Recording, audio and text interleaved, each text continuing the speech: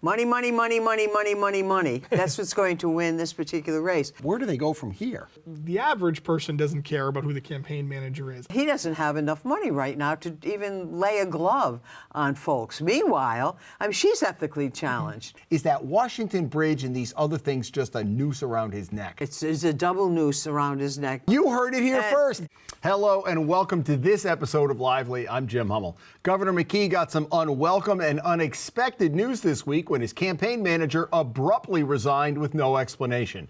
Rob Silverstein, a former political director for New York Governor Kathy Hochul, joined Team McKee less than 3 months ago. I am joined this week by, this is royalty here, Dan McGowan, Boston Globe columnist, and the woman who needs no introduction, Arlene Violet, hello, political contributor. Dan, let's begin with you. This was not a good week for Governor McKee. No, whenever you lose your campaign manager a year out from a primary and only, as you said, 3 months in, it's never a good sign to lose it. And, there's going to be finger pointing kind of on both sides.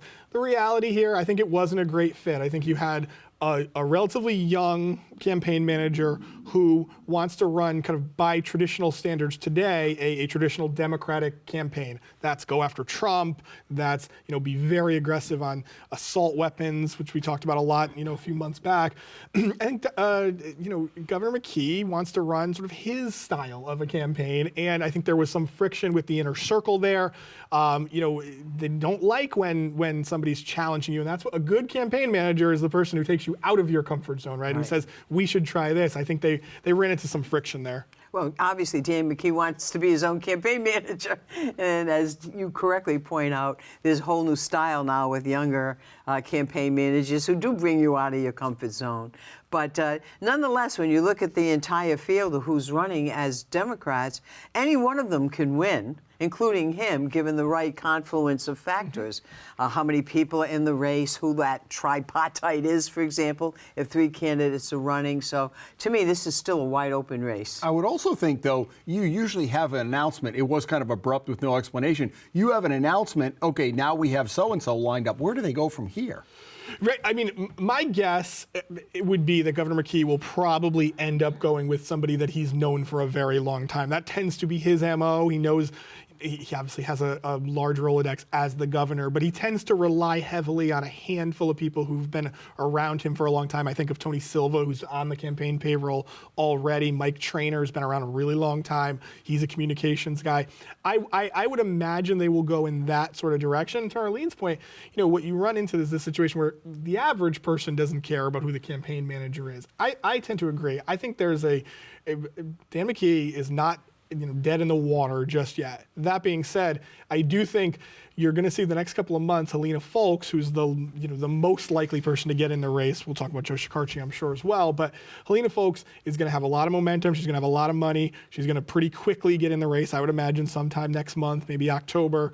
I think she'll be on television right away. I think she'll be making her case to the voters. And in Governor McKee's case, he has this tough scenario where he ran a very successful general election race. But if you go back and look at that primary from 2022. She had a lot of momentum. She got in the race. She got in late. She got in late, and she got started late. And remember, Nellie Gorbea got a lot of votes. She got 30,000 votes in that. Yeah, she got 30,000 votes in that primary. 20,000 of those votes probably go to Helena Foulkes. I think a lot of Nellie Gorbea votes end up there, and I think that's what makes Helena Foulkes right now kind of in prime position. Money, money, money, money, money, money, money. That's what's going to win this particular race. I find it sad, frankly, that the 2 leading contenders in the Democratic Party, in my view, are ethically challenged. McKee, Capitol Grill lunch. Oh, gee, high-low. Oh, what? I'm supposed to not give a contract without bidding, the Silva incident, et cetera. But he doesn't have enough money right now to even lay a glove on Foulkes. Meanwhile, she's ethically challenged. While she was a head of CVS, as you know, there's a Department of Justice report out now, and the spate of opioids out there. She actually headed the pharmacy unit when these terrible things were going on. There were jurisdictions elections where there was a pill, 26 pill for each man, woman, child, and baby in that area, they looked the other way. She's obviously trying to looked the give other way. distance, and right? she's trying to get distance on that. And the same thing, when she was head of CBS, and there were a lot of lawsuits about overcharging and whatever. But that story of her will never get told unless there's money that is telling that through ads, etc. Yeah. So in a way, I'm not so complacent that she's necessarily going to blow in.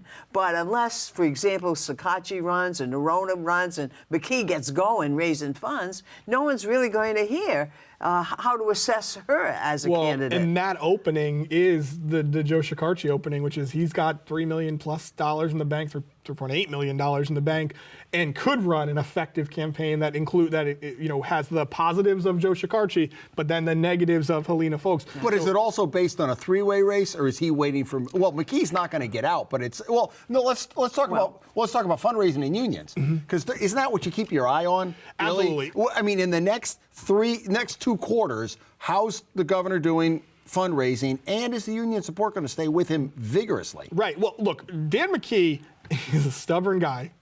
My bet he is staying in this race, whether he's got $0 in the bank and zero support from the unions. That being said, to your point, he had a bunch of labor support in his last election. He is still counting on that support now. And he's going to have it. I think he is going to have it. He's been very faithful to the unions in terms of raises for state workers, etc. The $3,000 bonus, yeah. right, during COVID? Right. So the only person who can take some of those votes away from him is going to be Shekarchi, because he has union support. And what the speaker wants, right? The ideal thing for the speaker is the grand poobahs of the labor movement say, Governor McKee, we appreciate you. Your time is up. We're moving to Joe.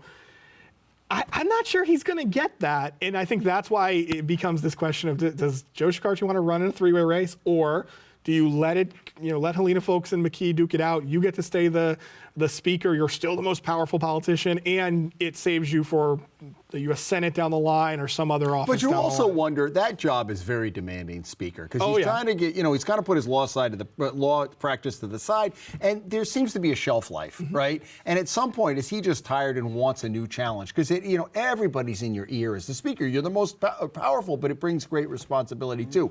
He's got so much money now. He's got $3 million, $3.5 million, $4 million, whatever it is. How late can he wait to get in? Well, he can probably wait, I think, till after Christmas, because he's got so much money. I think so, definitely, sure. But what else does he want? Maybe he's looking to see what Jack Reed is going to do. As you know, there are circulations of maybe Seth Magaziner not being enthralled by his job or whatever. So I think he was like treading water for a while, but I just don't see him actually getting into the race, because a three-way race probably is a Foulkes win, even if he starts using his money to beat up, because I think the union is going to be faithful to Dan McKee, because he's been darn faithful to them. Which brings us to Peter Neronha as a candidate. He is the second wild card here, right? Yeah. Well, he could be the first wild card, but he's got to start raising money. Yeah. What happens when you're attorney general is you're in the paper a lot, and the Jim Hummels and the McGowans are reporting on you. So you have this image that everybody knows who you are, and that's butt kiss. They don't know who you are, and they don't know who you stand for. Even the Speaker of the House, though, for Joe Exeter, they have to get money out there with name recognition and everything else. And what are the issues? And what are the perceptions of them, etc. Neronha is waiting too long to start raising money. I think he's going to make a mistake if he steps into the Democratic primary. He ought to run as an independent, and he ought to run and say, look, I love the Democratic Party. I love what it stands for, but I can't subscribe to the principles of Foulkes and McKee. They're flawed candidates. I'm Mr. Clean. I'm here to clean up. You heard it here first. Independent run Peter Neronha. What about that? I don't think it'll happen, but I see the path. I see that's an interesting idea. I also don't think he's going to run. I think he has a compelling case. I think this going after Trump and 34 or 35 lawsuits or whatever, that is very compelling to Democratic primary voters. But to Arlene's point, you have to raise money. You are not widely known by statewide voters. You are probably more widely known than most of the statewide elected officials. Sometimes the wrong way, because you're prosecuting their family. In Rhode Island, you definitely know them that way. Yeah, you know all about that. I wonder, Secretary of State Greg Amore, who's named kind of down the list, he said it's too late. The time has passed. I can't raise the money. And to your point, I think Peter Neronha is getting to that point. Yeah. Well, Neronha, his problem is, I guess, that he thinks he already has this recognition that, in fact, I don't think he has. He has 35 lawsuits. We know it because we're sort of media-oriented, right? And on you two in particular. But having said that, it's in today, gone tomorrow, the guy cooking the hot dogs on his barbecue. He doesn't remember that there was a lawsuit filed this past week about against Trump again for number 35. He's not even thinking of that. So how does Neronha even convey who the heck he is? He needs money to go out and do that and talk about his issues. So yes, he should win a Democratic primary and would if he had the money. But where's the money? Show me the money. Couple things before we wrap this segment up. Helena Foulkes has not announced yet. We all know she's running, and I've heard, and Dan, you've probably heard the same thing. She's at the barbecue and the Democratic meeting. She's everywhere. So she's really laying the grassroots. But is it smart for her not to be announcing yet, or should she announce, get in the game, and then all the reporters are going to her when all these issues come up? Yeah, I mean, it's smart politically. It's incredibly annoying as a journalist because she does play this game where I don't have to answer the question that I don't. I'm not a candidate yet. Budget question or things like that. I'm not a candidate yet, but she's absolutely a candidate. She not only is she everywhere, she introduces herself to people as a candidate for governor. It's not even, she's not hidden in any way whatsoever. So the only thing that hasn't happened is the balloons haven't come down yet, and I'm running for governor.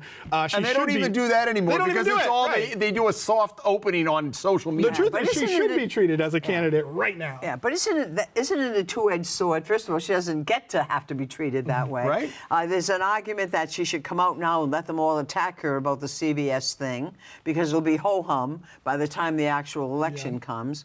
But she doesn't have to really take any stand on anything. She's got more money than God to run eventually and really formulate what her opinion is. And I think it's a tactic that she's not obviously announcing now, and she doesn't really have to, because she's accumulating enough money to really have a media blitz to create in the public her face. So I think there's a compelling argument why she's not announcing right now. I'm curious, to your point, what happens. My gut, it seems to be that she's going to get in probably sometime in September or October.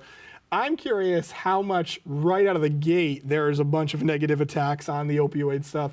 And the reason I'm curious about that is, to your point, Governor McKee doesn't have the money to run a sustained, He's got to save it for down the line. He's got to save it for down the line. So how do you do it? Right? Last question. McKee, look, the polls, like they always, Rob Silverstein used to say, it's not the polls, it's the work that's getting done. But the Learn 365 and this stuff, I'm not sure it's resonating. What does the governor have to do to kind of move the needle a little bit? Or is that Washington Bridge and these other things just a noose around his neck?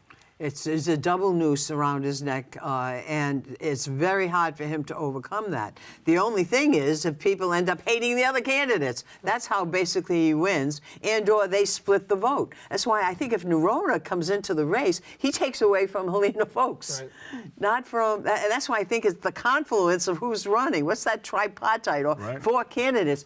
The more people in the race, the more McKee's Cianci and able to sneak through a primary because of that kind of competition. What about the governor? What's he? Yeah, I mean, I think the only thing he can do to win re-election is to run a relentlessly negative campaign, muddy things up. Again, if it's Helena Foulkes, and hope that what you've done for state workers, that labor stays on your side, and that you narrowly win a race, which is going to be very messy. Go back 2014, that primary of Gina Raimondo, Angel Tavares, Clay Pell, was actually a very decent primary. Yeah. Remember, Gina's famous campaign ad was, Angel's a nice guy, he's just not cut out for the job. You're not going to see Dan McKee's a nice guy, he's just not ready for the job. All right. Arlene and Dan, we appreciate your time, and thank you for watching. We hope you join us back here next time on Lively.